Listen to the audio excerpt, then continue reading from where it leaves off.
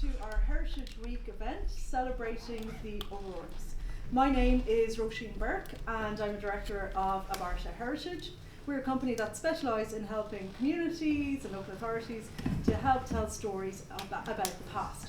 So we have a great evening of entertainment lined up. First off, I want to thank Roisin and Neil from Abarta Heritage, who've just been absolutely fabulous. So they're doing a much wider project on the O'Rourkes for Leitrim County Council this year, so we'll be hearing a lot more about that and for organising tonight. Thank you to the Glens Centre for putting on this fabulous event, and to the Heritage Council who are funding this event tonight and are also funding the wider O'Rourke project that we're running throughout the year. So, as this is an event celebrating the O'Rourkes, we thought it was of the utmost importance that we hear from an O'Rourke first. So we're delighted to be joined by Seamus O'Rourke, an award-winning writer, director, actor and card-carrying O'Rourke, who is going to kick off the evening for us. So please, if we could welcome Seamus to the stage. But I was explaining to Paddy the other day that we're not the official O'Rourkes, we are the Dog Shit Rourkes. Which I don't know where we originated. We wouldn't have the same bloodline as the likes of Paddy O'Rourke. So there's a lot of experts here tonight, so I will not talk about the O'Rourkes. I have a few pieces that I've written over the years, and so I'm going to start with the most ridiculous one, and then I'll work my way towards something that might sound bit more sane, but they're all about looking back and looking forward. Where have they gone? The normal, standard, average, unassuming, well-fed Amadors. The ordinary 5'8", the Joe and Josephine Soaps of Middle Ireland, the hey, no, I won't leave down the stick, hey, you leave down the clod of turf first, hey, or I'll burst you, hey. That's gone, that's old hat. Now it's Wardle and hey, intellect, hey. Those of us who roamed the hills and made love to the sounds of the button accordion, us low-key, no-fuss, long-ball enthusiasts from the 80s and 90s, we are gone. Our expectations got caught in the wire fence that was there at the end of the last century.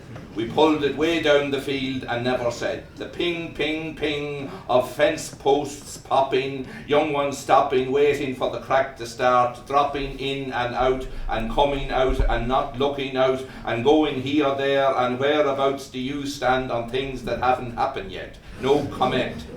But nowadays people know everything. Anyone with any sort of coffee cup can see into the future and beyond the clouds of smog and empty bogs and smoke and the universe, but can't get through Carrick of a Friday evening. Why are we listening? Can we not be left here in our old ignorance, protect us from this new ignorance that no one knows anything about? One's taken exception to accepting that the world is round as fuck. Unless it's not, unless the world is flat, punctured, let down one night when we were looking for our glasses. Who said there was a God? Some lad who hasn't even done the leaving. Let alone a master's degree or a H-dip. Is some dipshit telling you to buy a bicycle in this day and age? Come out, you black and tans, we're all equal here unless you want to be more equal than us. Trust us to get it wrong. Keep singing, but only nice songs with no ooh-ah, and up in Dublin it's worse.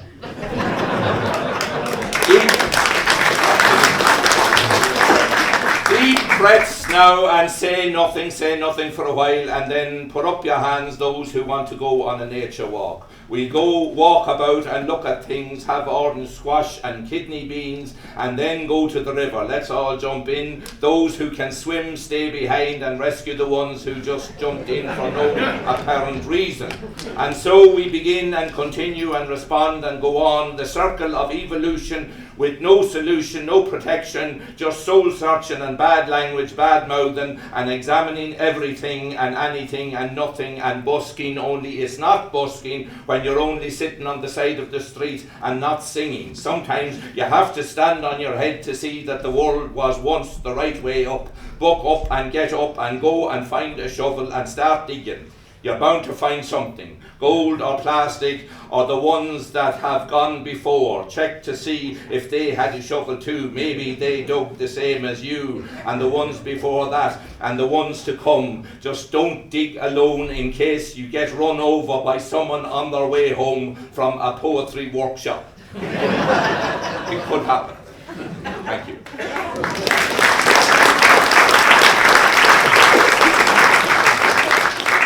Not sure what that was about, but anyway, I got it off my chest. This is about my grandson and me. It's called Watching. I am clearing away the path to my old garden shed, this shed of mine where I recline and wait for words to enter and gently genuflect. I can see my grandson at the sitting room window. He's staring through the glass at this old man fumbling. Do I stop and wave? Do I dare to indulge him? Should I dissolve this moment or keep on scrambling for time? The clock might stop. I need to wind it. Have I lost time or have I found it? I'm so unfamiliar with this physical toil, tugging, stabbing, pushing back the soil, the weeds and the encroaching borders, and this lad of two watching through the triple glaze, the world for him not lost or dark or full of dread. He thinks it's on holiday. I think it's at an end. What takes us from the cut and thrust? Who dares to make us stop?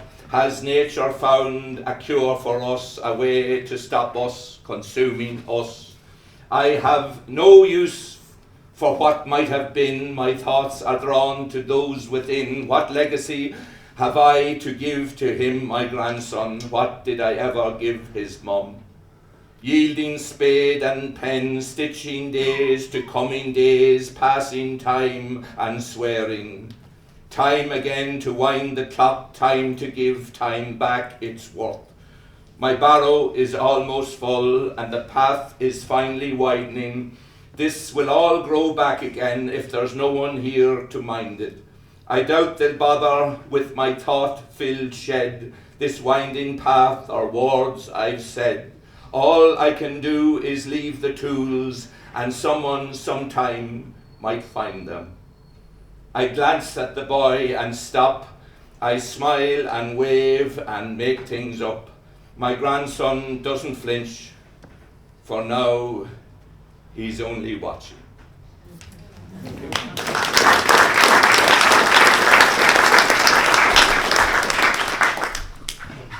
Before I go off in a puff of smoke, I have this little short piece. It's called Rescue Time.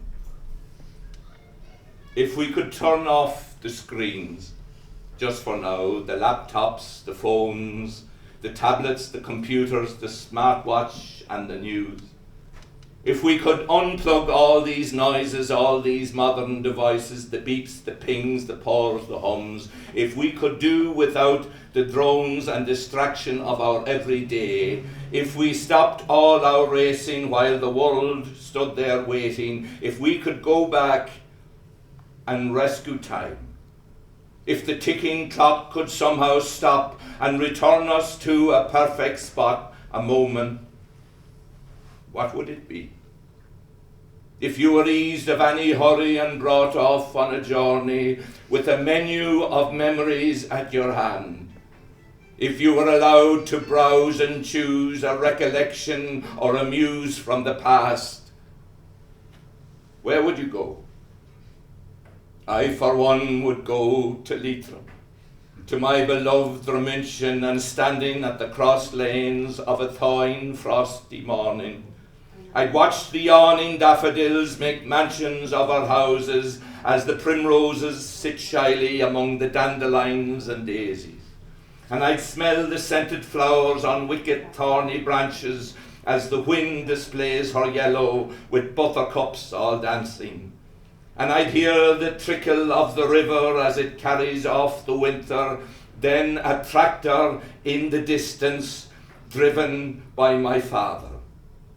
And he'd be whistling as he approaches, matching bird song in the bushes, and we'd hardly say good morning, only notice our good fortune. And I'd ask ne'er a question, for fear I'd get the answer, and I'd bathe in this moment, this day working with my father. Thank you.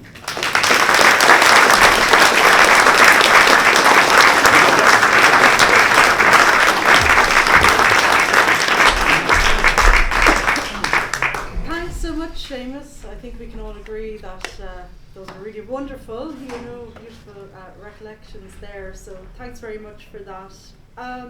So we're going to move to the next part of the evening, which is a conversation about the O'Rourkes. I suppose now that we've heard from one of them, we're going to talk about them now.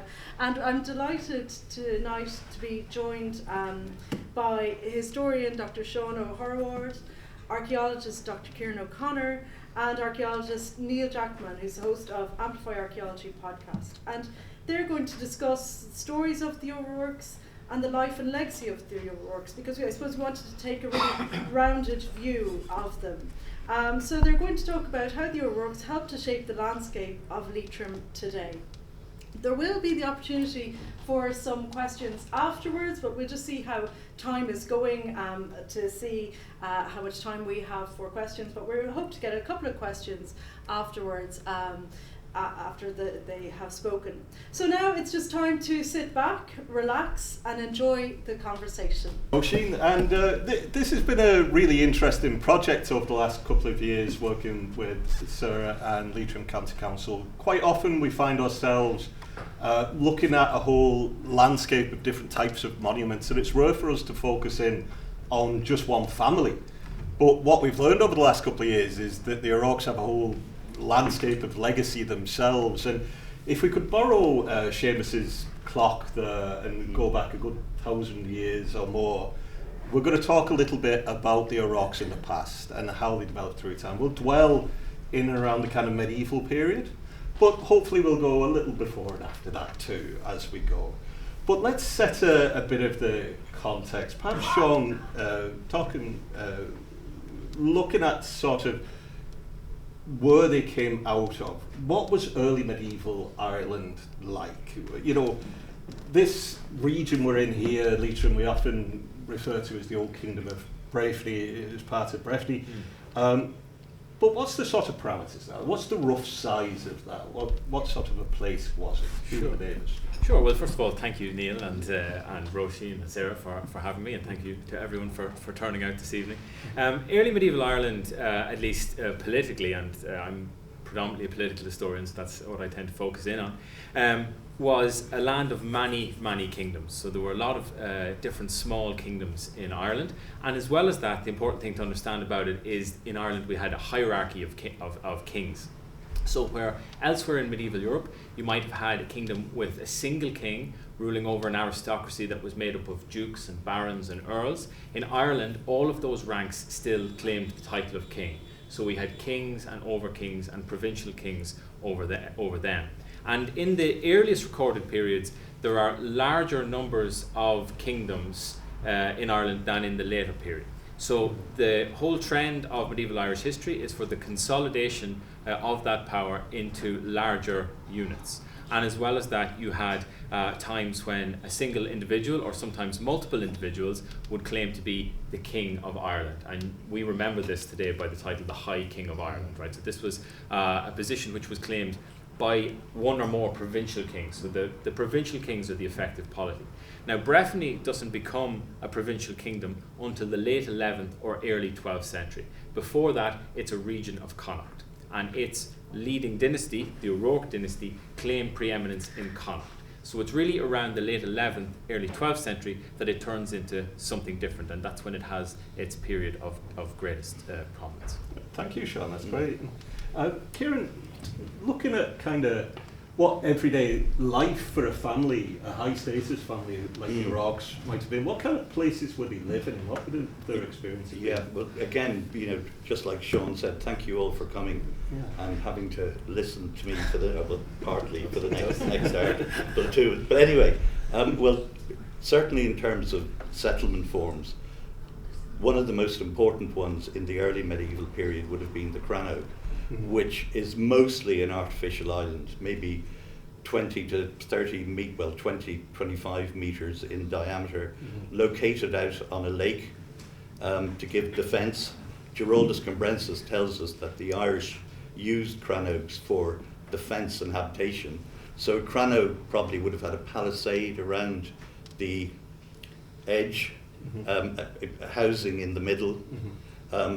Again, very often people say Crannogs are constructed of earth and timber, but actually in this part of the world, including North Roscommon, they are actually constructed of dumps of stone with posts actually holding the Crannog in place, just in case there's bad weather and things like that. The whole thing would shift. Very often as well, there's a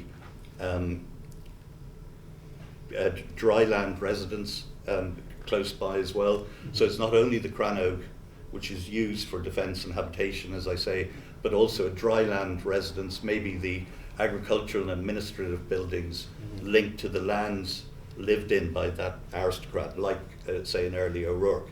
Also the noble and freeman class. Well, sorry, before I say that, there's probably about 80 Crannogs extant in Leitrim altogether. But then the noble and freeman class, say the middle-ranking farmers, a lot of them would have lived in ring forts, rats, earthen and timber fortifications, usually circular in shape. And then we have the dry stone walled ring forts, the cashels. These are really semi-defended farmsteads. Again, houses in the middle, agricultural buildings, mixed farming economy with an emphasis on dairying. Okay. But then, of course, you got ordinary people just living in, quite ordinary post and wattle housing, maybe in little clusters of 2 or 3, farming the landscape. And then, of course, there's the church. You had a number of early monasteries in the early medieval period, from about 500 onwards. Maybe Fina, Anaduff, quite a number of Church Island, in Loch Garadice. So, probably quite a strong farming population. Yeah. Maybe 10-15% of the land is forested. There's quite a lot of mountain, but a lot of the good farming country. Okay, so I'll leave it at that really. No, that's great. You all, Kieran, thank you. That paints a really good picture. And turning back to yourself, Seán, when we think about the O'Rourkes, and Kieran mentioned that they kind of come out of sort of Connacht. What's the first O'Rourke that we hear of? Where is the sort of, who's the first to kind of... The origin. The origin. Who's the first O'Rourke? Well, I suppose I'll come back to that in a second, but maybe just to first of all give sort of background to the documentary sources, seeing as Kieran has been talking about the physical sources in the landscape. So we have sources in both Latin and predominantly in the vernacular, so in Old Irish, and we have a variety of different source types, including consciously historical sources, so typically the annals, for example, or genealogies, where people are recording certain events or certain facts for posterity, so deliberately wanting these facts to be recorded. And then we also have literature and poetry, which might have other purposes, praise poems, satires, and so on. So we have a lot of different source types from which to make up our story. The unfortunate thing is they're not always interested in the same things that we might be interested in today. So it can be complex to build up a proper picture. So to return to the question you asked me, who are the first O'Rourkes? I suppose everyone here, or maybe most people here, will have wondered about their surname at some point, even those of you who haven't got as weird a surname as me, or many O'Rourkes in the room perhaps. But Irish surnames are ossified patronymics. which means that they were originally patronymics, they pointed to a father figure. So there was a man called Rourke who lived in the 9th century.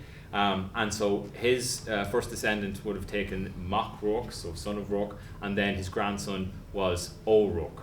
And then when I said this becomes ossified, after this time, people kept using O'Rourke, even though they were no longer actually the grandson of this man, Rourke. And this first O'Rourke of any real significance is a man called Fergal, who lives in the 10th century, who is the first O'Rourke king of Connacht. Okay. And the O'Rourke genealogies show that all of the O'Rourke dynasty after that time descends through Fergal. Okay. So perhaps that points to the fact that the genealogy might have been messed with after that time, or really it could also be that his descendants genuinely won out as a more successful segment of the dynasty. But he really is the first important man of his own family dynasty. No, that's really interesting, Seán. And when you say kind of mess with it, is that because later people who were trying to claim that divine right almost, or that ancestry, kind of wanted to streamline the family tree to them? Yes. That they're a key branch. Right, exactly. So the point of the surname in medieval Ireland is to show that you're descended from a previous king. And so it occurs at the highest level of society in Ireland. In other kingdoms, for example, you have different types of surnames that arise, like profession surnames, carpenter or gardener or butcher or so on. Many of these names survive today. But in Ireland, it really is about proving that you descended from that important man in the past, just the same as the Ivrean are pointing to Brian Boru because he was a particularly successful man in their lineage. And then as time went on, segments that weren't necessarily related might have crafted a genealogy that put them into the main line in order to give themselves a chance of succeeding to that kingship. And the wider genealogical group that the Rourke belonged to was a group called the Ibrún, or the Ibrún of Bréifne, which some of you might have heard this name before. And there is a debate as to whether this is a genuine genealogy or whether it was one that was constructed by the Rourke and their historians in order to relate them to the most powerful group in Connacht, which was a group called the Ibrún I, which lived and flourished in central and south central Connacht. Maybe Kieran, you want to? Yeah, I mean the traditional view is that the O'Rourke divided, I think, in the 8th century into O'Rourke I, of which the O'Connors became the main family at a later date, and their lands were in. The lands of the O'Rourke were actually in the very rich grasslands of the Rathcrohan Tusk Carnes area. Absolutely fantastic farmland, very good grazing land to this day. Again, people often say to me, well, you say it's good grazing land, well, why aren't the farmers rich there? Well, apart from the fact a lot of farmers never really want to admit anything, but part of the reason, I think, is that the farms were, after the Land Acts, were never actually that large, but that's another story. But anyway, in the 7th and 8th century, the O'Rourke divide into O'Rourke I, as I say, O'Rourke Shola, who become the main family, become the O'Flahertys, and their lands prior to the Norman invasion is again quite rich grazing lands of East Galway. And then the O'Rourke Bréifne, who are certainly, Kieran definitely thinks they're here. They're the main family of which become the O'Rourkes. The Kieran believes they're here by the 8th and 9th century in County Leitrim. So, technically, traditionally, there's a link between the later O'Connors, the later O'Flahertys, and the later O'Rourkes. Okay. But as Seán said, in particular Owen O'Morda, who I once knew very well, I worked with him, and I take anything he says very seriously, has argued against that, as you say. But I notice now McCotter, who you have, who you're working with, has gone back to the traditional view of the O'Rourke Bréifne coming out of those rich grasslands in Roscommon, and that makes sense in a way. A lot of cattle, a lot of wealth, pushing out a very powerful dynasty. One of the things that I noticed the year of the Norman is coming up, Yes. or whatever, and everybody talks about the energy of the Normans, but I think there's a lot of energy coming out of North Roscommon in the 8th, 9th century, because a huge part of the country comes under their rule. So I'll leave it at that. Just one more thing to pick up on that is another reason you might try to show that you were related to the ruling dynasty was that this would give you non-tributary status, so you wouldn't be fee paying under their rules, you wouldn't be tax paying under them, so this could be another reason to try and pass yourself off as a relation of theirs. And there are also records of dynasties who tried to get away with this and were caught out, so the O'Malley, are there any O'Malleys in the room? They tried to rebrand themselves as Ibrún Ummel in the 8th century, and this didn't work out for them. They were later caught out, and they were made to pay their fees. So one way of deciding all this is something very new, and that would be the Y chromosome in DNA. It might be simple, just be whatever. I think the only one of the only problems, again, Seán is a historian. He might have a view on this.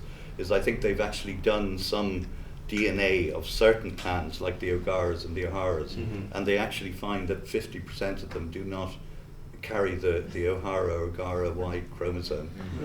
So that I remember we had a lecture in Galway, Archaeological Society from, I can't remember his name now, the main DNA guy, Bradley, isn't it? Yeah. And he said DNA, testing is not always good news. Whatever. So but in general, I think DNA has the answer to that Y chromosome that just passes through the male, from father to son. It does, whatever. So and I believe it's been shown in the case of the Nail that a larger proportion in Ulster, for example, would have certain genes as opposed to other parts of Ireland, and that's been pointed to as evidence that there was an Isle of the Nine Hostages from the there you go. But again, still open to interpretation regardless of that. Very good. This might be sort of an obvious question in some way. It might have an obvious answer, or it might be slightly trickier. And I'm just wondering, in other places, I'm thinking of England, for example, and France and so on. How you become king is because you're the son of the king. It's primogeniture. It's and it's direct. Was it the same in early medieval Ireland? No. Early Irish kingship is elective. So there were among these leading dynasties, they would elect somebody to the kingship. Now, definitely being the son of a previous king was definitely to your advantage, and it seems to be that as time goes on, more and more sons of kings are succeeding to the kingship. But there is a wider possibility of election, and other dynasties try and keep up their status. It's what they call rig domni, so the materials of a king is the makings of a king. And if you could try and insist that your dynasty still were rig domni in the province, and it was your turn sometimes to succeed to a kingship. So again, to bring the Nail example in, the northern and southern Nail came to an arrangement where they alternated a kingship to avoid constantly fighting over it. So it would be your turn in the over kingship, or then it would be their turn. Much like our recent T-shirts. Good point. That's very interesting. Thank you. At a later date, you have it as well, right up to the even the first years of the 17th century. Just lack of primogeniture in inheritance to lordship and things like that. It makes a few different patterns in medieval Ireland as compared to elsewhere, along with the fact that Irish kings would take multiple wives in succession. Not all at the same time, but in succession. That meant that they would have a virtually unlimited number of potential heirs, which means no child kings in medieval Ireland, as opposed to elsewhere, and that in turn means no regents. So one path to power for women in other parts of medieval Europe was to act as regents for their underage sons. So you don't get that in medieval Ireland at all. So you don't have queens regnant in medieval Ireland. There are no historical queens regnant, and you don't have queens Queen's Regent either. So you only have Queen's Consort in medieval Ireland. So these political practices have a lot of implications for the political dynamics. They also, the other side of it is that these kingships could often be contested, regardless of whether or not there was a theoretical arrangement that they would take turns. Sometimes people didn't play fair, and lots of squabbling cousins. Lots of squabbling cousins. You can imagine constant succession disputes. If you had to fight out for a prize with your cousins, or and people blinding brothers, and when people say brothers, of course, as you mentioned, I mean, somebody like Turlough O'Connor had 23 sons. And actually executed at least one of them. We've all been there. I love my sons. But basically, very bloody succession disputes and murders, and the closer the blood, the bloodier. Whatever. But, let's steer in bloodier territory then. I guess. Well, just to set the scene of what's coming next. We've talked a little bit about the potential infighting that quite often happened in a high-status family like the O'Rourkes. What about the neighbours? Who are the big kind of political rivals on their own that they were trying to vie against in this sort of area? So I suppose it depends really on the period that you're talking about. We'll talk about later on. I'll talk a little bit earlier then in that case. So the O'Rourkes have periods where they're contesting kingship of Connacht, as I mentioned. Then they have a period where they're out on their own as kings of Bréifne, and also then around the same time, verging to a little bit later, where they actually contest the kingship of Meath and try to be de facto kings of Meath. So depending on exactly what period you're talking about, their main opponents in Connacht, as Kieran mentioned, were the Ichoncover O'Connor dynasty. They're the preeminent dynasty in Connacht, and they're the ones that eventually monopolised the kingship of Connacht. So they end up successful in kingship of Connacht.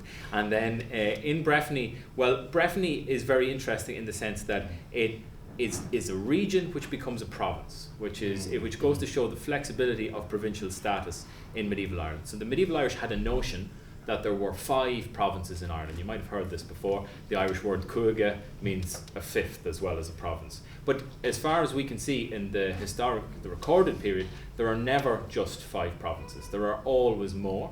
And Bréifne proves the point, because it goes from being a region, sometimes referred to as the rough third of Connacht. I'm not sure was that about the land or the people, but the both. But then it grows, it expands eastward, takes over a lot of land at the expense of Meath in particular, and it becomes it gains provincial status. And then Kieran O'Rourke, who we'll talk about momentarily, he seems to take the title King of Meath on himself, as well as King of Bréifne, which goes to show the extent of the ambitions of the rulers in this area. So the Email Sheochlin in Meath would have been the dynasty that he would have capitalised at the expense of, mainly. And married into. And married into. And then later, of course, the subordinates of the O'Rourke in Bréifne, the Rattley, the O'Reillys, they gain prominence and strike out on their own at the expense of the O'Rourke.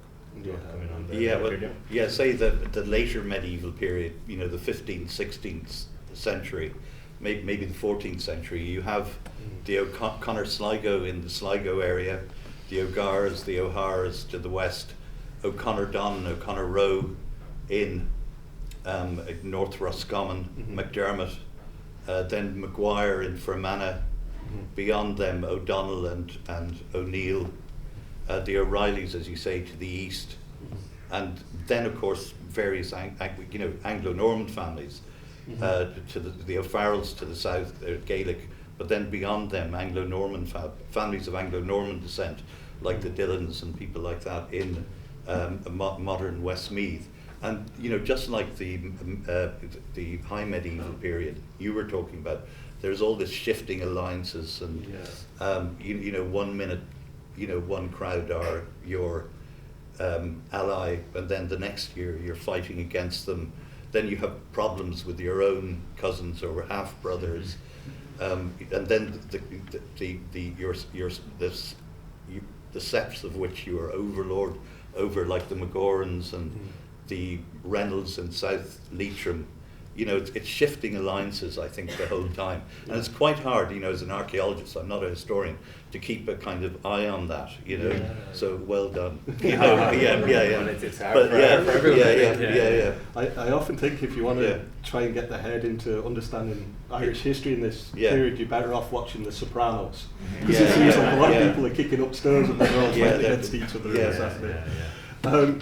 I guess the most famous O'Rourke in historical terms is Cavan O'Rourke, of course, and he's remarkable for a number of things, particularly the length of his reign as well, which I think might surprise some people. Seán, could you give us a bit of an overview of him as a person, and like what did people think of him at the time? You know, what was his reputation? Yeah, so unfortunately, I spoke a little bit earlier about the genres of historical documents that we have, and unfortunately, royal biography is not a genre that took off in medieval Ireland. So we don't have any account of his reign that would tell us the type of man that he was, but we do have lots of accounts of his actions. I suppose actions speak louder than words in many ways, and he was an exceptionally violent man, I suppose, is the first thing to say about him. And he also reigned for 48 years, which is an exceptionally long reign in medieval Ireland. And on virtually every year, under every year, there is recorded events of his campaigning. So he was indefatigable, and he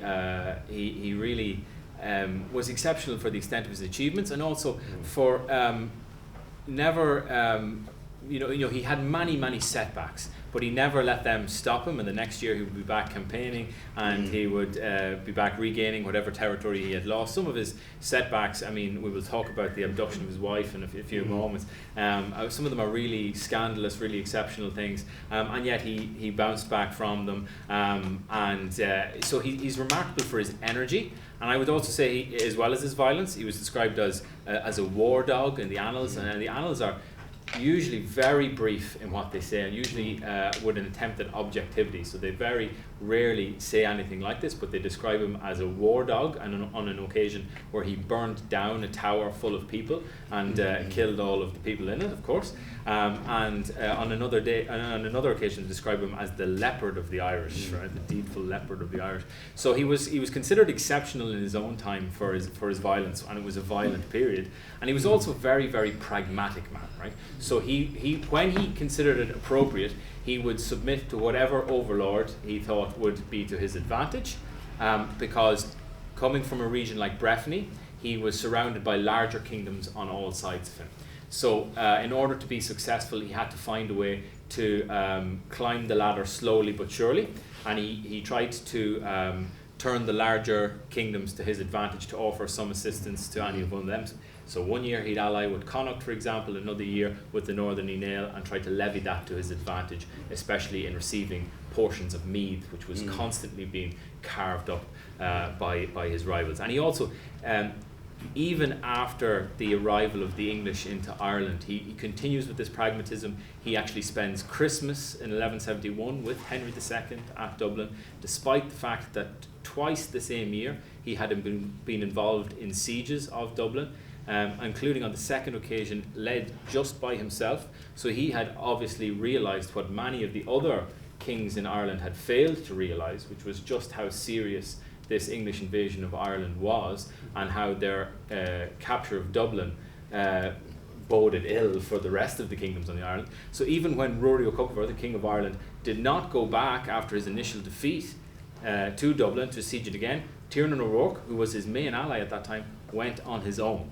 and besieged it. And he was, according to one count anyway, he had initial success before his son was killed in a sally and his army was driven off. So then Henry II comes to Ireland, and Tiernan O'Rourke submits to him and spends Christmas with him. So he's an exceptionally pragmatic individual, as well as violent and energetic. So that's how I would characterise him. Quite well. And he was married to quite a woman as well, don't forget that. Yeah, right. And she was a powerful figure in her own right. Yeah. And could you tell us a little bit about her? Yeah, sure. So with these documents that we have, first of all, we learn very little about anyone. It's only the half of 1% of the population of Ireland that we're learning about. And we learn even less about women. So we get very few references to medieval Irish women. But one woman who's exceptional in the amount that we know about her is Kieran O'Rourke's wife, Derfagil, whom, as Kieran said, came from that Meath dynasty, the Email Shockland. So he's marrying into this dynasty that he's also trying to take advantage of their weakness. And Derfagil is mentioned a couple of times in the annals. She is a very important patron of a couple of churches, right? So she's making donations in her own right, and she makes a donation to the Cistercian Foundation at Mellifont, which is the first Cistercian foundation in Ireland. So it's part of this new wave of monasticism coming to Ireland in the 12th century. And she, on that occasion, she donates as much gold as the King of Ireland, right? So 60 ounces of gold on that occasion, as well as altar cloths. And this is really, really exceptional because, well, first of all, it's a status thing to the extent of your donation. So to equal the donation of the King of Ireland is really saying something about how you view your own importance as much as anything else. But also that she was able to make a donation of that amount, because the control women had of wealth was precarious compared to men. So they typically didn't have whole land, because their kindreds did not want land to be alienated to whomever they would marry. So they would only have movable wealth. And we didn't have dowry in Ireland. We had a system called covca. And covca was where the husband, the prospective husband, would pay a bride price to her father for her hand. Later, this becomes a bride gift, which is given to the bride herself. And it's supposed to equal her own honour price, right? And this is the main endowment that she gets in her lifetime, a sum paid to her on a single occasion, on the occasion of her marriage to her husband. So it's a question for us how she manages to control as much wealth as she does to be able to make a donation of 60 ounces of gold. She also is the founder of a nuns' church at Clonmacnoise a decade later, and as I'm sure you're going to ask me about now, she was famously abducted in the 1150s. That's right. I mean, that's one of the most dramatic moments, isn't it, in sort of Irish history, and particularly this period, is the abduction, and you hear all these different versions of it. You know, people like Gerald of Wales, who you've got to take with a trailer full of salt, in terms of his report. Wood painter, almost like a Helen of Troy kind of character. He actually calls her.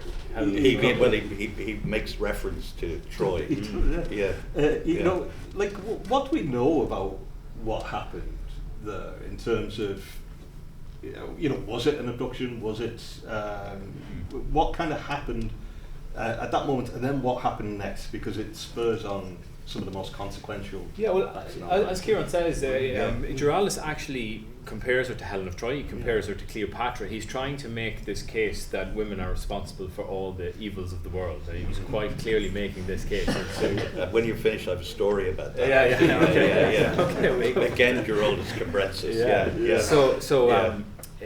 He's deliberately making this case. So this is partly why you have to take him with a pinch of salt. He's making a specific case for this interpretation. He's saying that she caused the events that led to the English invasion of Ireland. He's also trying to justify that invasion. Right? He's trying to say this is why the invasion took place, not because we were greedy for land and wanted to capture all of this land. The Irish sources say something quite different, and you have to remember that it's 14 years between the abduction of Derfagil and the consequences of it that play out. But what the Irish sources tell us about it is that on one particular occasion, a man called Diarmaid MacMurchada, who was king in Leinster, leads an army into O'Rourke's territory, and he takes away O'Rourke's wife back to Leinster with him, with her wealth. Right? So it's said in the annals that he takes her back with her wealth. The next year, there are two conflicting accounts. Either she returns to O'Rourke by herself, or the King of Connacht, Turlvach Conchover, comes down to Leinster and brings her back to O'Rourke again with her wealth. Right. So the question is whether she connived at her own abduction, right, in order to settle some score with her husband, who after all is constantly taking advantage of her natal family, or whether this is all what one historian called phantom agency, where actually she had no say in what happened, and it was really the men around her who were the power players. I'll nail my colours to the mast. I think it was an abduction. I don't think she had any control over what happened. I think people have misunderstood the context of a certain comment. In one of the sets of annals says that it was done for some abuses of Tiernan done before, and people have taken this to mean domestic abuse against Derfagil, but actually it was in reference to her brothers trying to take revenge for things that Tiernan O'Rourke had done against the Email Shocklin family, or at least that's my interpretation of it. But Kieran, do you want to? No, do you think her own family encouraged, because they want to ally themselves with the McMurraghs? Yeah. They want to push back the O'Rourkes, and I think definitely, yeah. So they're trying to they're losing a lot of land on their northern border, but by this time the O'Rourkes are in control of Kells, for example. They're in control of Slane, and the border of Meath is being pushed further southwards, and they're getting squeezed, and so they're wondering how they're going to get out of this situation, whether they have to push south against Leinster or whether they can push back against the O'Rourke. And they try a few different things, but definitely one of their strategies is to employ MacMurchadeh to try and force O'Rourke back.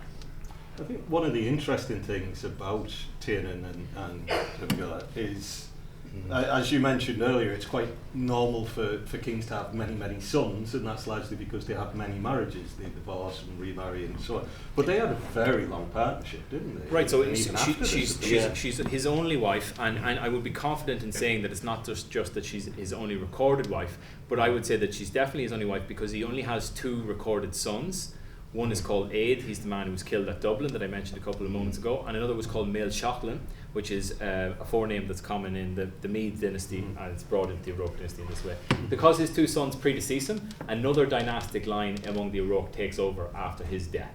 And so if he had other sons or other wives who had given him other sons, then one of those would probably have succeeded.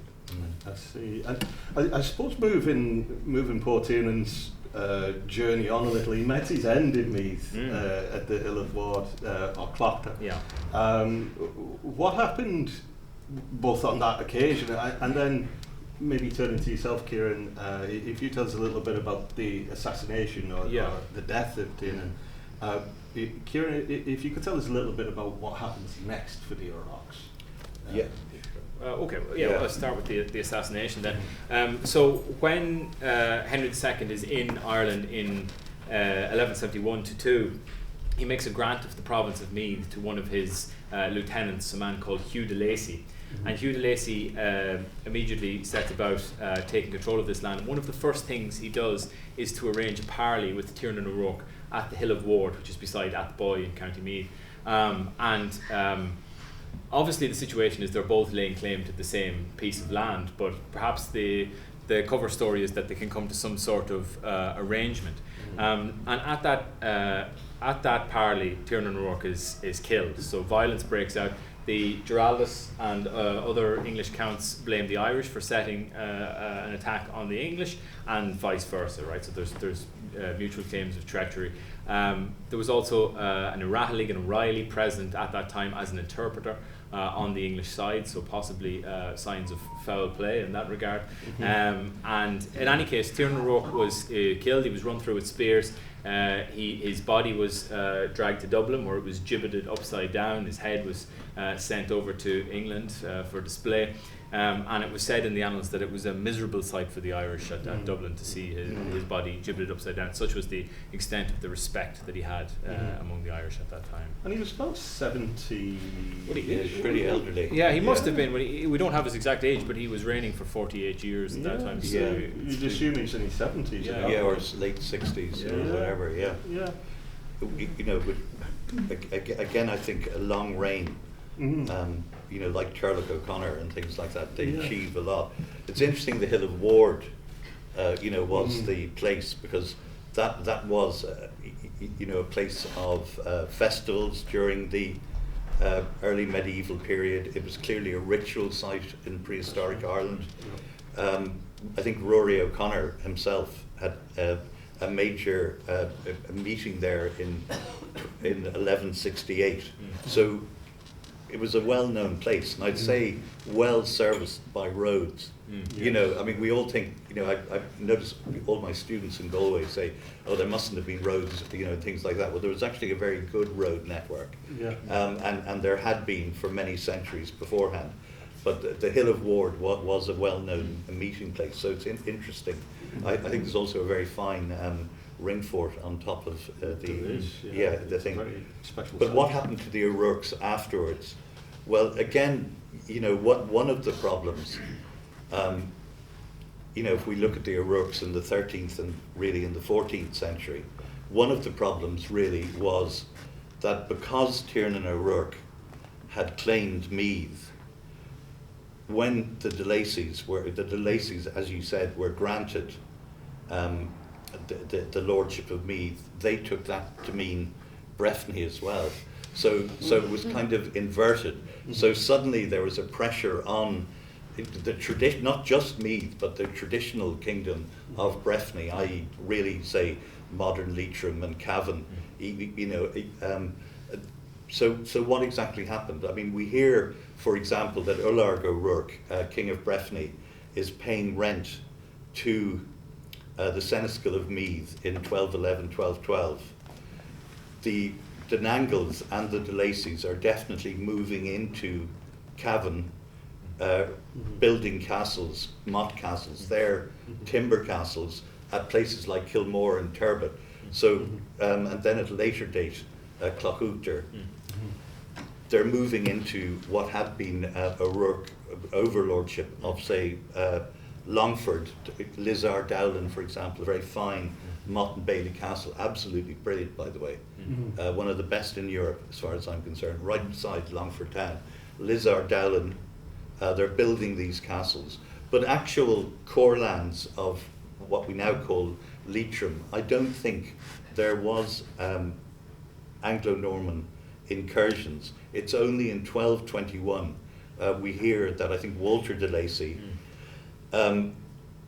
grants all the land that Ullard O'Rourke held between Cloughoughter and, you know, wherever, the sea or whatever. It's an exaggeration. And that's when we start to get Anglo-Norman movement into what is now Leitrim. So what happened? We hear in that grant that Walter de Lacy, his half-brother William Gurram O'Lacy, who, by the way, mother was an O'Connor. It's all sort of mixed up, you know. So he's actually related to these. I think he's a grandnephew of Cathal Crove Derg. So it's all kind of mixed up, as we said earlier. But anyway, it said that William Gurram de Lacy must build 3 castles for Denangle in Leitrim.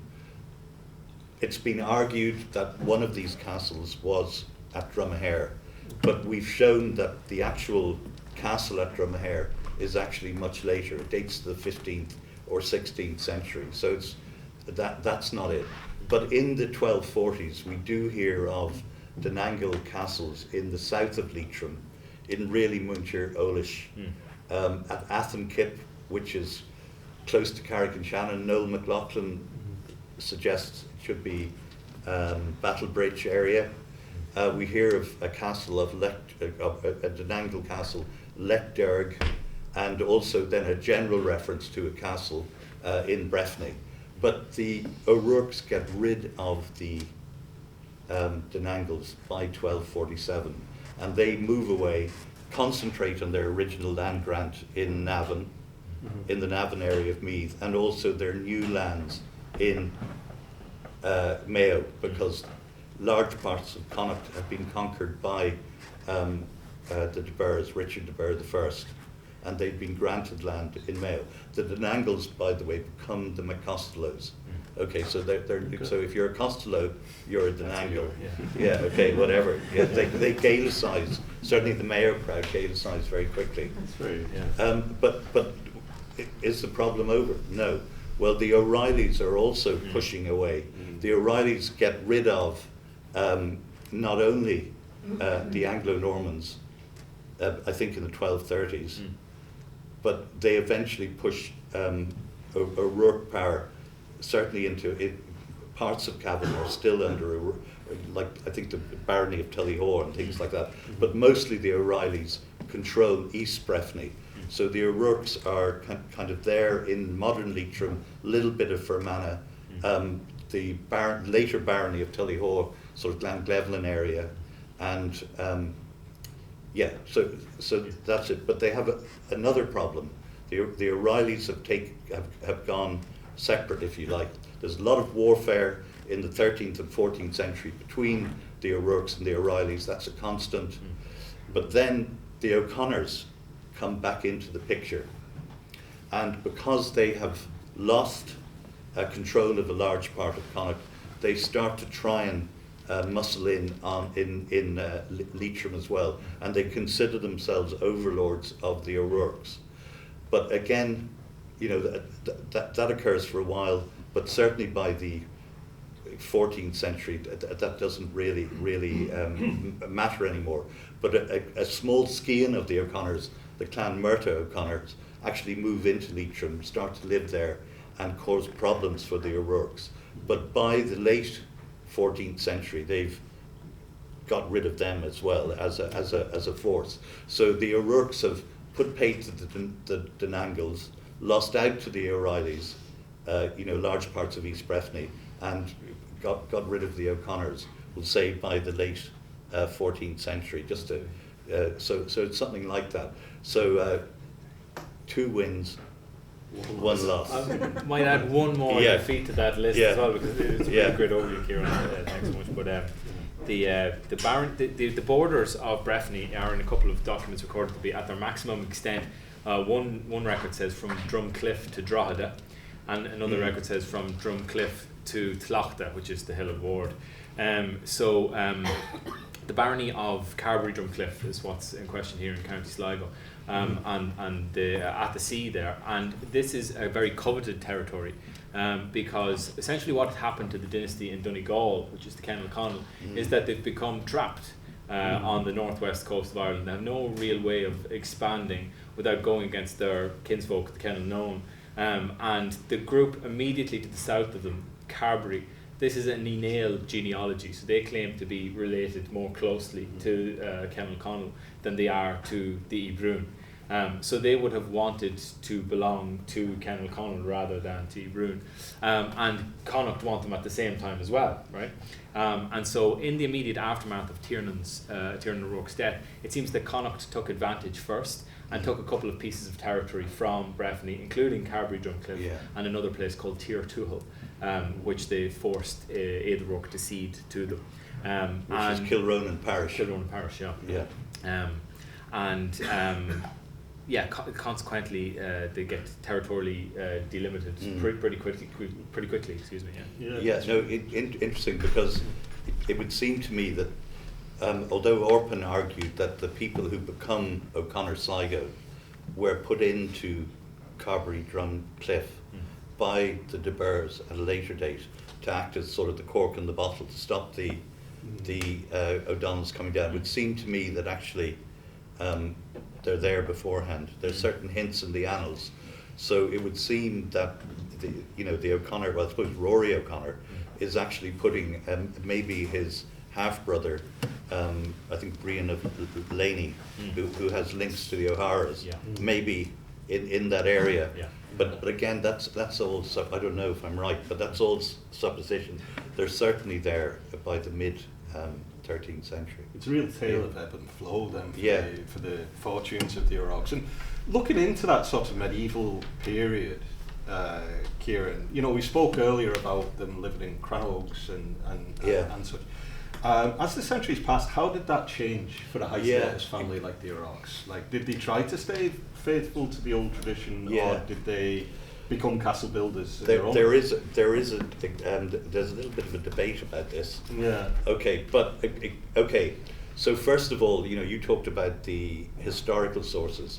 We have the evidence. Archaeologists use the evidence from the landscape, and we'll say Michael Moore, Archaeological Inventory of County Leitrim, 1,700 archaeological sites within the county of Leitrim of all dates. Okay, well, if you read through Moore's work, which I think was published 2002, 2003, you look through the historical records as well, there isn't a lot of evidence for what we now, as scholars, call castles, or what contemporaries then would call castles, or at least Anglo-Norman contemporaries, in the 13th and 14th century.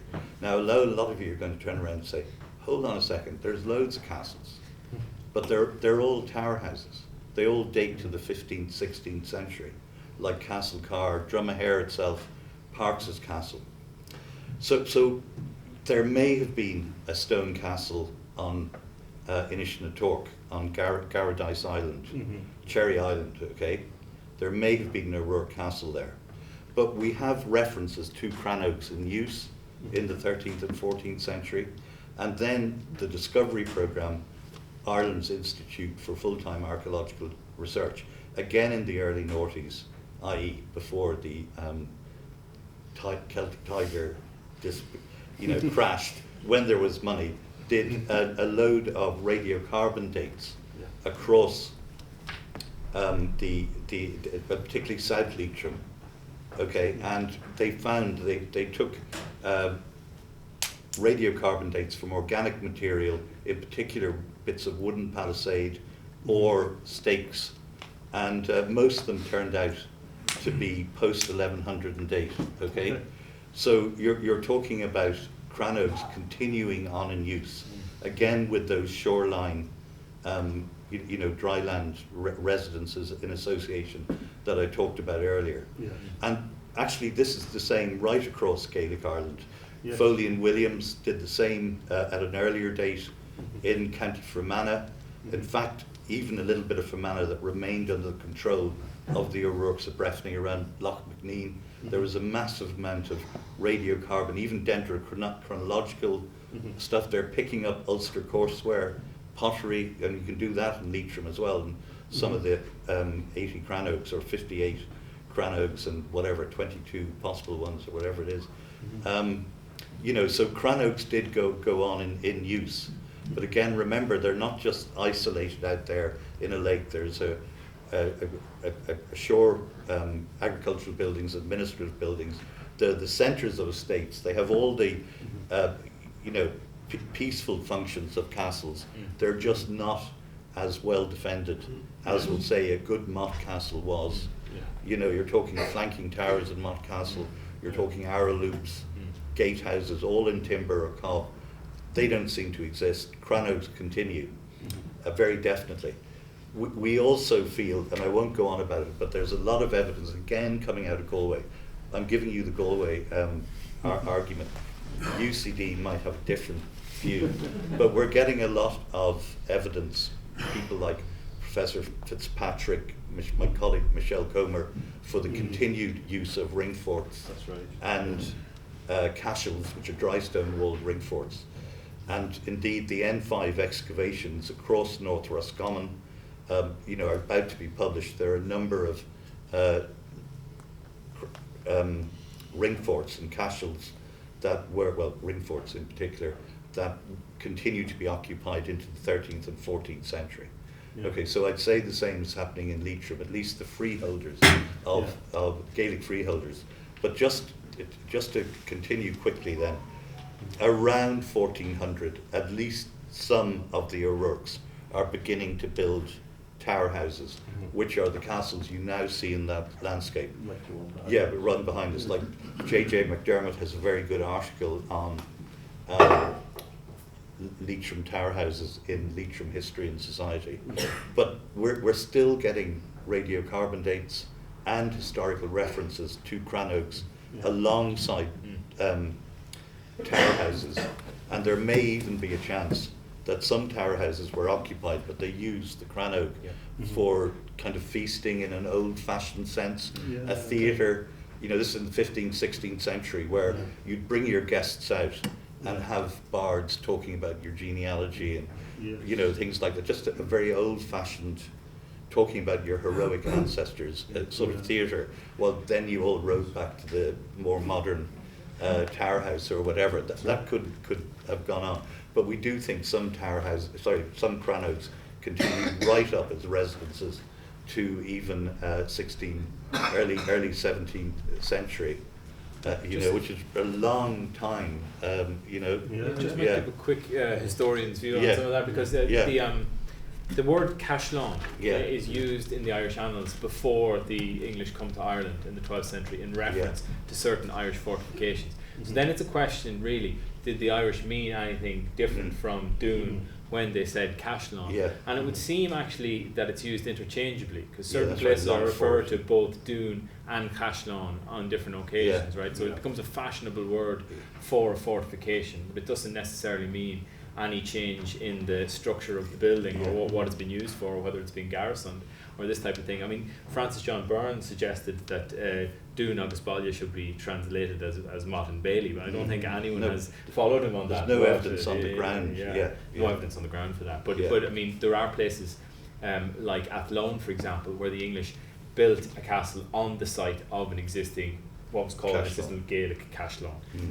So like a castle in place of O'Connor's castle is the exact words in the Irish annals for what happened there. So what exactly that structure looked like is not known, but it was a word that was used. We did some research on that, not necessarily on at least one cashlon site, and we argued, it's actually published in Shadowgyre 2012, we argued that they were like very, very at least some of the cashlon were very defended-looking castles. Okay, like Tom Finan has quite a good reconstruction of one now, but they're instead of having 2 metre high walls, they're 5 metres high. Okay, so that's what we are. We had again radiocarbon dates, historical references, like Cashlon na Cailge on Loch Mask. So we did actually have archaeological evidence. So we called them super castles, but an Anglo-Norman, a Gaelic dynast at the time would say, no, those castles are more defensive than I've seen before. They are different. But a Anglo-Norman like Giraldus Cambrensis might say, no, they're just big castles. They're not castles. Where's the flanking defence? Where's the keep? They're not there. And I think that, to me, that's why Giraldus says the Irish do not use castles. That's my own, or do not, because he talks about crannogs. In fact, Dervor Gilla might have been abducted from a crannog, but she's out on an island. So there is I think what I'm trying to say is there is a Gaelic archaeology, and we certainly believe that in Galway. Okay, but I think Tiny Keith would agree. No, he wouldn't. He wouldn't. No, but that's what we're paid to do. We're paid to. But no, I mean, I've chatted with Tig and he's a but sure. But Tig is everybody in the castle in 1200. Whatever. But moving on from the castles, so interesting. I mean, I guess one of the other things that the O'Rourkes were particular builders of were they were patrons of the church, and perhaps most spectacularly is the wonderful Creevy Lee. Could you tell us a little bit about that and its significance? Okay. 1508, founded by Margaret O'Rourke and her husband Owen O'Rourke. It's one of the last, or if not the last, Franciscan observant friary founded in late medieval Ireland. Obviously don't want me. I mean, I could go on for another hour about it. As poor old Porrick over there. I think it was 3 hours the other day we were filming in Creevy. But anyway, what's it interesting about? Well, the first thing I'd say, there's some really interesting carving there. There's a carving of St. Francis showing stigmata in one of the arcade openings in the cloister. Beside it, there's one of a low relief carving of St. Francis preaching to 3 birds. He's in a pulpit. The pulpit is the calyx. Is that how of a flower? Okay, and that's a reminder of St. Francis of Assisi's love of animals. He's the patron saint of animals to this day. World Animal Day is his feast day. So there's a whole tie-in there. What else can you say about Creevy Lee? Again, I think the reason why the O'Rourkes created Críomh was to have a high status burial ground. They hadn't hitherto had that in a modern sense. They'd used Sligo Friary, okay. Aggrandizement of Dromahair is another, because they're building up Dromahair as their Canoich in the 15th century. One of the reasons, I believe, is because they want to trade with a very rich trading town of Sligo. You know that famous poem, what is it? Salmon of Man, herring of Sligo, has made many in Bristol a rich man. You know, and that's a 15th century poem. It's in Middle English, so I won't do it in Middle English. But anyway, so Sligo is very rich, and I think one of the reasons you get Parkes' Castle, Críomh, Dromahair, Duroy as well is they're building up Dromahair to trade with Sligo. So there's a lot about Críomh. If I was in O'Rourke, I would go tomorrow to Críomh and bring a picnic and go and visit the site. Lovely, fine tracery window as well. The refectory overlooking the bonnet, reminding you the friars themselves, you know, adored beauty as well. It's just there behind us. Yeah, great. Yeah, just nice timing. Go there. Go there. Yeah. Now, I think we're beginning to run out of time a little bit, so we might just jump on to the next sort of looking at the legacy. And I guess, you know, you were talking earlier about Kieran, Seán, and about that reputation for warfare. And the O'Rourkes certainly have this reputation. I don't know, does it continue to this day or not? But they have got a bit of that. Was that reputation justified, Kieran? Yeah, well, I mean, no, it's interesting, does it continue to this day? I mean, I'm not sure how you know, but a lot of O'Rourkes certainly served on the continent, you know, as soldiers after the Williamite wars, you know, in the 18th and even 19th century. In terms of battle tactics, you know, one of the things we do notice about the O'Rourkes and all Gaelic or Gaelicized families is that they use the landscape to great extent. Now, in my opinion, this is partly, not fully the reason, but partly the reason why you're not getting Anglo-Norman style complex defended castles in the 13th and 14th century. Tower houses are small castles. They're good in a feuding sense. They're good in, you know, in terms of, you know, 20 men attacking 10 men or whatever. They're not really made for warfare, those 15th, 16th century tower house castles. So how do you, if a large army is attacking, whether it's the O'Connors, the O'Neills, or the de Lacys, or later the English government pushing into Bréifne, how would they have defended their territory? Well, one thing we do notice, and you see it in the historical sources, from Giraldus right through to the early 17th century, you know, Finns Morrison and things like that, through to Froissart, Creton, you know, all these things. The Irish use the landscape. And what you could do if an army came your way, big army, serious army, you can't fight it in the field. So how do you do it? You could surrender, that's fine under terms, or you could demolish your residence, be it a crannog or a later tower house, and go with your cattle and non-combatants, hide them in the wild landscape, and then use that landscape to either bring that invading force to battle, to full battle, or asymmetric guerrilla style, knocking away at them and things like that. And we have literally scores of references to that. Brian the Murtha O'Rourke, who I actually feel he's second of the O'Rourkes after Tiernan O'Rourke in terms of, at least in my opinion, will say demolishes his castle at Newtown, at Dromahair, and then we hear him doing it in Leitrim as well, and then taking his people, hiding the non-combatants and the cattle into, I think in the case of Leitrim Castle in Slieve and Erin area, hiding them from the English or government forces, and then using that landscape to hit at them. So it's a very successful way of fighting. And the O'Rourkes were very good at it because, Leitrim has some fantastic farmland, obviously, but there's so much mountain and bog and a lot of wood as well. We know from the maps, and you can use that. It played a big role strategically as well, if you're in it, because not just in terms of tactics, but say, for example, the way that Connacht came to be conquered by the English. Connacht would have been safer for a lot longer if County Clare had been part of Connacht instead of part of Munster. But because it's part of Munster and Munster is conquered first, the Shannon as a frontier is breached for Connacht, and it is not possible to use it as a defence any longer.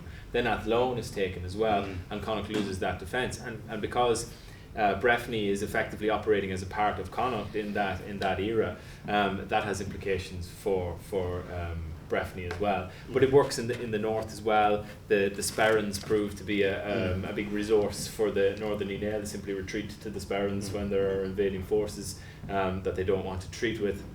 And in Munster, the fact that power has been centralised in the towns proves to be a big disadvantage when the Anglo-Normans come first, because they have targets that they can arrive at quickly and capture, and so Munster proves to be the most exposed from the geographical point of view as well. So it goes back to those Viking towns. Yeah, absolutely. Causing the trouble in that way.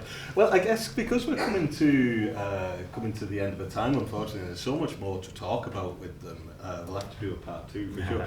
But to summarize, Seán, like when you think about the legacy of the O'Rourke, Seán, like especially from a historical perspective, like what if you could put one idea in people's minds when they're thinking of that family and their influence in Leitrim, what sort of thing would it be? Sorry, that's a big question. Yeah, it is a big question. I'm kind of biased because I've worked the most on Kieran O'Rourke, but I would incline to look to his career. And the reason I would incline to look towards his career is because I think that Ruaidhrí Ó Conchobar's kingship of Ireland, or High Kingship of Ireland, is the most fully realised Gaelic kingship of Ireland that ever existed. And it only reached the form it did because of Kieran O'Rourke. Because at certain moments, for example, when Diarmid MacMurchada brings in his Anglo-Norman allies, Ruaidhrí Ó Conchobar clearly doesn't want to execute MacMurchada's hostages, but it's actually said in the annals that Kieran O'Rourke insisted that they be executed and said that Ruaidhrí would not be king of Ireland unless they were executed. So in other words, even though he was in the subordinate position, it was his energy, his insistence that was kind of the driving force behind Ruaidhrí Ó Conchobar. And it's clear that after Kieran O'Rourke's death, the quality of Ruaidhrí Ó Conchobar's leadership declines precipitously. So you can see his sort of quality as a leader in that regard, despite the fact that, as we said, he was in his 70s. So I think that's probably the peak of the Gaelic polity. I think there's a serious reversion to kind of local politics after that, because of the conquests and because there's not a large contiguous territory, Gaelic territory outside Ulster anymore. So I would say that is the high point of the Gaelic polity, and Kieran O'Rourke's role in that as being the most important legacy of the O'Rourke dynasty. But again, that's a very biased view. It's a good view. And Kieran, same question to yourself. When you think about the O'Rourke, in terms of, especially in terms of the archaeology or the impact of the physical landscape, if there are particular places people should go and see, what comes to mind for you? Well, I mean, I've already argued for Creve Lee, but I mean, again, you know, the Tower House phase at Parkes' Castle, Parkes' Castle probably dating to the 1620s, 1630s, but there is an O'Rourke Tower House underneath it, you know, so that's that. Again, unfortunately, it is on private property, but the hall at Dromahare, you know, O'Rourke's feast in the late 1580s probably took place there. That, you know, the famous poem Menage by Hugh McGauran, you know, translated for or by Dean Swift, you know, turned into O'Rourke's feast, or the description of an Irish feast.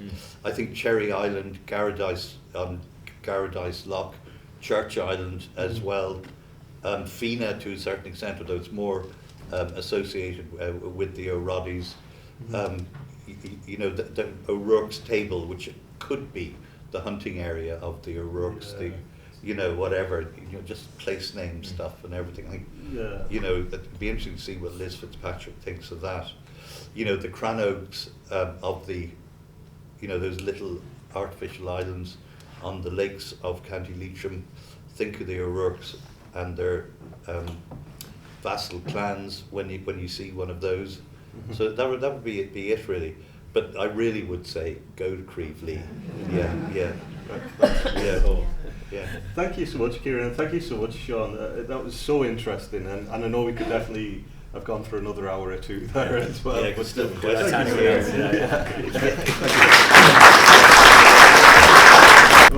We're getting straight in. We have a mic, but we might not need it. Seán, I want to know really the idea of kingship, obviously during O'Rourke's time. Crohan Hill, the seat of the inauguration. Now, was that just for a short period, or was that where the O'Rourkes actually had their coronation, if you call it that? Well, that tended to be a place of coronation for the Kings of Connacht. But there are accounts of inaugurations. There are also times where these inauguration sites seem to have fallen out of use for a period. They're brought somewhere else and then brought back at later dates as well. So not necessarily continual use, but there definitely were traditions associated with it, and there were certain things that were to be done at these inaugurations. For example, a recital of the prerogatives of the various associated clans or dynasties. Yeah. So, who is entitled to be part of the household? Who is a fee-paying dynasty? Who is not a fee-paying dynasty? And I think perhaps that these were more important than exactly where the inauguration was done. The inauguration could move from place to place. You might want to... Yeah, no, I mean, a lot of inaugurations are actually at fixed sites that, like very often prehistoric barrows or cairns, which in the minds of the medieval period, minds of the people in the medieval period were associated with a mythological, heroic ancestors. Like, for example, the O'Connor inauguration site at Carnfree, to the south of Tusk, is basically a Bronze Age cairn, I'd say prehistoric cairn, which in the minds of people in the 12th, 13th, 14th century was the grave of Freya, who was a warrior hero. There's actually a Toynbee Freya. And the O'Connors saw themselves, and indeed a lot of their vassal clans, saw themselves as descended from Freya. But whether they were or not, as you say, is another matter. Shin Scale Ella, or whatever. But there are also sacred trees, for example. Some dynasties had a particular tree. Like the O'Briens. The O'Briens, which they were inaugurated. Yeah. But that was a bit more dangerous than having a hill, because the tree obviously can be cut down by your enemies, and this is what happened on a particular occasion. So then in that case you've got to move. Great. We have another question here, so I'll just pop up here. Thanks, Chris. You mentioned there about how they travelled extensively through Europe. Did they display any willingness for education or any appetite for education, or was it simply for war? In the later period. Yeah, in 17th century. Yeah, I mean, I mean, again, you actually have, we know of one, I think the brother of Rian the Murder, O'Rourke, Conor O'Rourke, they were, a Franciscan friar in Europe, things like that. But I would say, then you had Bishop Thaddeus O'Rourke in the early 18th century, but so he was a Franciscan friar as well. So they are going to Europe. But if I was asked that question about the O'Rourkes after the Williamite War, in the late, I would say it's more about soldiering than anything else. Now, even good old Bishop Thaddeus O'Rourke was actually a military chaplain to Prince Eugene of Savoy, linked to the Habsburg dynasty, or a general of the Habsburg dynasty. His brother was Colonel Tiernan O'Rourke, who dies at the Battle of Luzara. Both are grandnephews of Brian the Murder O'Rourke. Then also you have this whole Russian link. I think it's Cornelius O'Rourke enters the Russian service. His son becomes a general, fights Napoleon, fights the Turk. I think he's Joseph Cornelius O'Rourke. And, so they're famous soldiers in Russia. Okay? Now, strangely, like just quickly, that Russian general, O'Rourke general, his grandson was actually the first bishop of Danzig, okay? And I was actually lecturing in Danzig in the December before COVID. And when I had a couple of days in just hanging around Danzig, and instead of heading to the pub or whatever, I went to the cathedral of Ulwia, which is, okay, walking around Ulwia, there was all this Kashubian or whatever service going on, going around, and next minute it's the grave of Bishop Edward O'Rourke, who was anti-Nazi. Seán Lester, the Irish, I suppose, what you call it, administrator of the Free City of Danzig, got on really well with him and has left us a diary saying that Bishop Edward O'Rourke, although he was Polish-speaking and German-speaking, hated Nazis, but he was really proud of his O'Rourke ancestry, and he linked himself to Ireland. He dies in 1943. He's so hated by the Nazis, they thought of actually assassinating him, I think. Wow.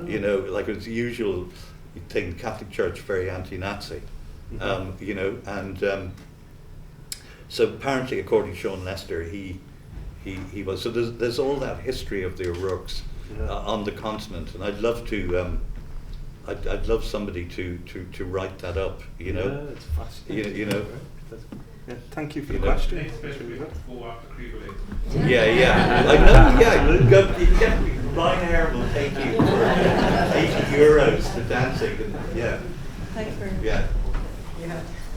When I was a cub growing up in Clooney, New York, the Irish name for the town was just that, Clooney, New York.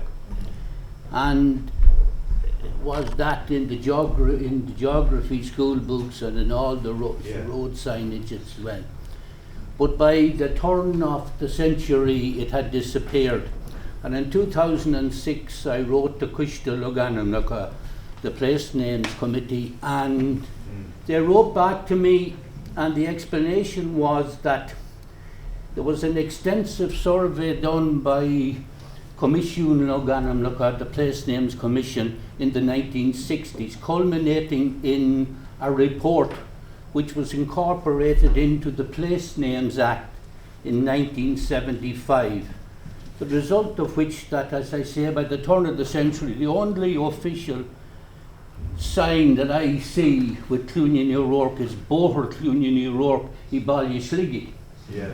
So, and the reason they gave for dropping this, even though they had an expert O'Toole who linked the place around Clooney New York very strongly, that there was insufficient historical evidence to link the name O'Rourke to the area. And my question is there sufficient interest in this illustrious gathering to try and get the name O'Rourke reattached to the Irish, the Ballia Clooney New York? Yeah. Great question. Yeah. Well, actually,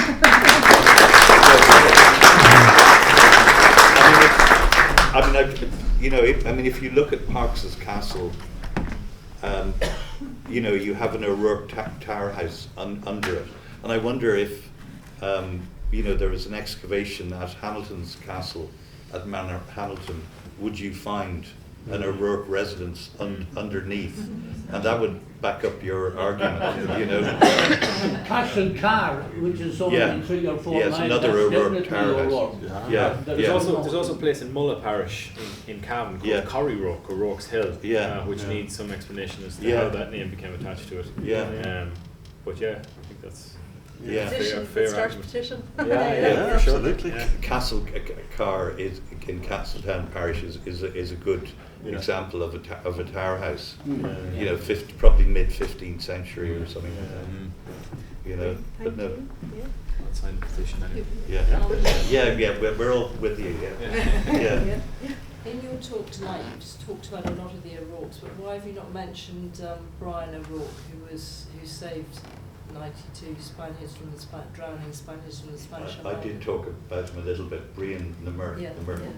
Yeah. No, I said he's my second favourite O'Rourke. Yeah. Which actually, he's my favourite O'Rourke. But they're going with Kieran. And we did have, just to say, we did have for later on the sort of the later, as we would say, kind of from the 1500s onwards, which definitely would have touched a little bit more on the Armada and that sort of story, but unfortunately there's just so much to talk about. We just run out of time really with that one. But it is a really interesting story. Remember I was talking about demolishing castles? Well, that's Bréifne, that's your guy, Bréifne of the ramparts, isn't it? Yes. And then his son is Bréifne of the battle axes. Yes. And things like that, and all that. Yeah. But now you could have there's a very good article in Leitrim History and Society by Francis Kelly on Bréifne the Murtha, Bréifne O'Rourke and all that, Yeah. Yeah.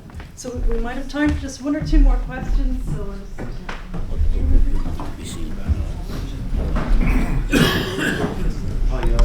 just speak to the last speaker about Clune and O'Rourke. I fully agree. I think the same issues with Clune Macney up in Duff.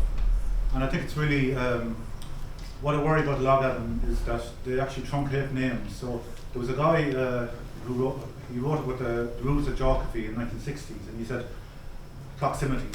So the rules of geography is like proximity. So if I'm 1 mile away from a town called Clune, I will call it Clune. If I'm 100 miles away from a town called Clune, I'll call it Clune Macney. It's the same with Clune, and if I'm standing beside, 1 mile away, I'll call it Clune. But if I'm from a distance away, I will call it Clune and O'Rourke. So I think Logatham is breaking the rules there, and heritage suffers. So, but that's an aside. It's something I brought up maybe with Muckle as well. This doesn't hurt anyone, restoring the heritage of these Irish names, and I think it's a sad loss. Because there's a lot of loss of authenticity in the world. Everything's going global, and this is another example of just. But I just want to go. My main question was about. I think in South Leitrim we have a problem with Bréifne, and this. I think before the Norman invasion, from Drumcliff to Drogheda, no problem. Maybe 2 centuries after that, it's contracting. There's a split with the O'Reillys, and I think just to correct Kieran, it was actually O'Connors and Reynolds who drove out the Nangles when they intervened.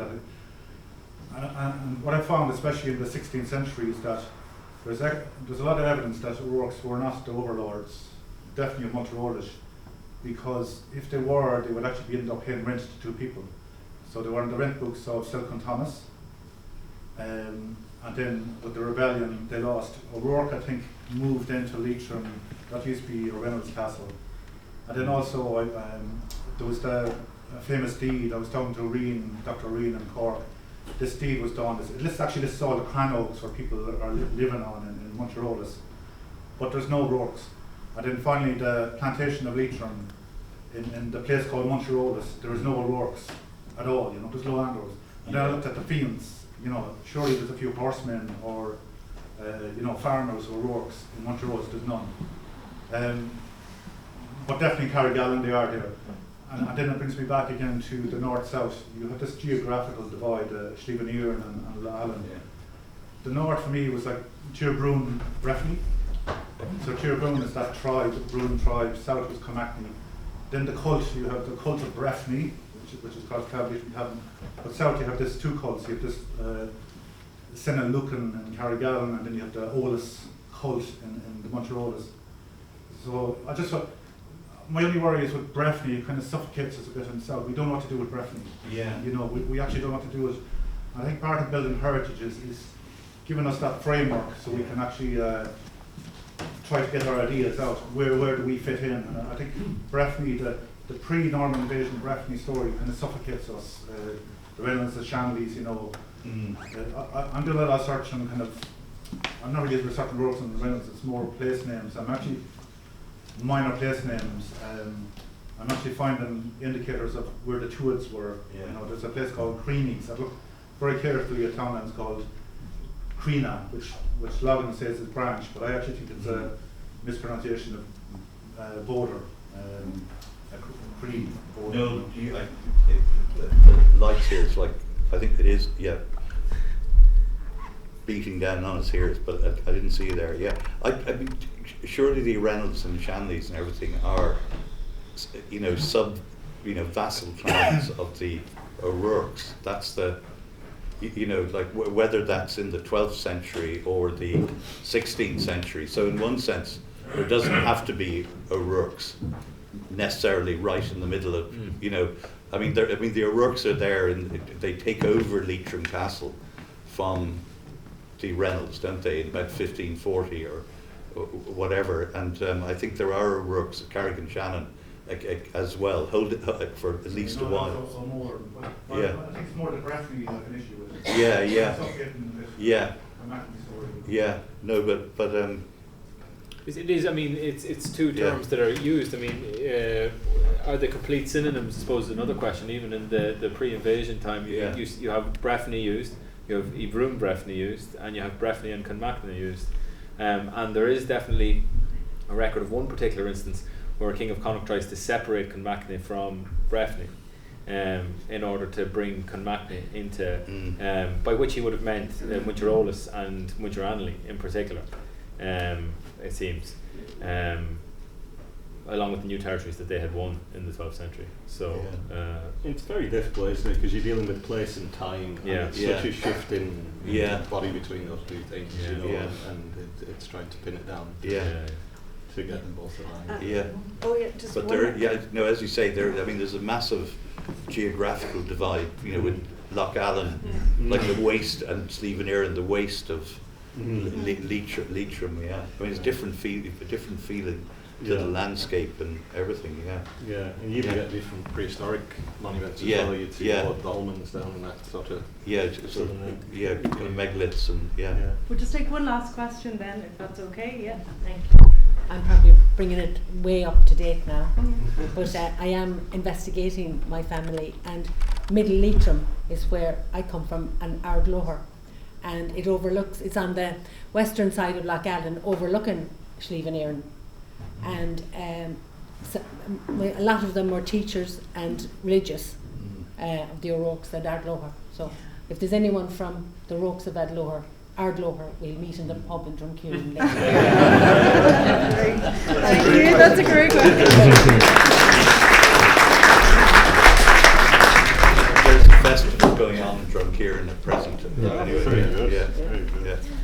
And thank you to everyone for your questions there, and for sticking with us on this lovely warm evening. To bring it to a conclusion then, I'd just like to reiterate our thanks to Dr. Kieran O'Connor, Dr. Seán Hoirebhárd and Neil Jackman for that really interesting discussion. I mean, we went from 8th century, right up to almost to modern times, and there's such a depth of history there that it's difficult to have the time to go into each character, because there's so many characters, but it's the characters, but also the history, the politics that's happening around them, and how they're shaping that landscape. So I think you did a fantastic job to bring us through the centuries and to introduce us to some of those characters. So thanks very much for that again. So just another round of applause.